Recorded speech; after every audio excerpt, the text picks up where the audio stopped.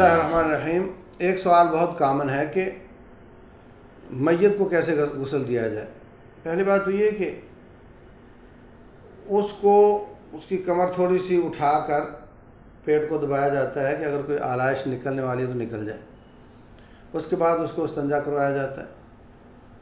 उसके बाद उसके आज़ाए वुज़ू धोए जाते हैं। उसके बाद सीधे पहलू पर लटाकर ऊपर पानी डालोगे तो पूरे जिस्म पर चला जाएगा। फिर उल्टे पहलू पर लटाकर सीधा, सबसे पहले सीधा पहलू उल्टे पहलू पर लटाकर, फिर दूसरी तरफ उल्टा पहलू सीधे पहलू पर लटाकर, ये एक बार पानी फिर गया। फिर आप चाहें साबुन लगाएं और बेरी के पत्ते उबाल कर उस पानी में डाल दें जिससे आप धो रहे हैं, नहला रहे हैं, और चाहे शैम्पू करें और मूछें काट दें। जो गैर ज़रूरी बाल हैं आसानी से रिमूव हो सकते हैं तो कर लें, नहीं तो कोई ज़रूरत नहीं तकल्लुफ़ करने की, और नाखून वगैरह भी काट सकते हैं। उसके बाद एक बार फिर पानी बहा दें इसी तरीके से, उल्टे पहलू पर लटाकर दायां पहलू और दाएं पहलू पर लटाकर फिर उल्टा पहलू धो लें।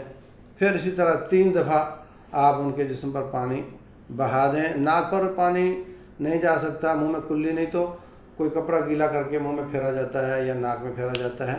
इस तरीके से ये गुस्ल मुकम्मल होता है और आखिर में उसमें काफूर डालकर जिस्म पर फेर दिया जाता है और कोई खुशबू भी लगाई जा सकती है। तो इस तरीके से मैयत को गुस्ल दिया जाता है। जिसने गुस्ल दिया हो उसका गुस्ल ज़रूरी है नहीं, ये बेहतर है कि जिसने गुस्ल दिया मैयत को वो ख़ुद भी नहा ले, गुस्ल कर ले। लेकिन अगर नहीं नहाता, खाली वुज़ू कर लेता है तो उसका वो पाक है और वो नमाज जनाजा पढ़ सकता है, नमाज़ें पढ़ सकता है। और इसी तरह एक हदीस में आता है कि जो कंधा देता है उसको भी वुज़ू उसका टूट जाता है, वो भी इस्तिहबाब की शक्ल है। ज़रूरी नहीं, वुज़ू टूटता नहीं, अगर वो वुज़ू करना चाहे तो कर सकता है। वल्लाहु आलम।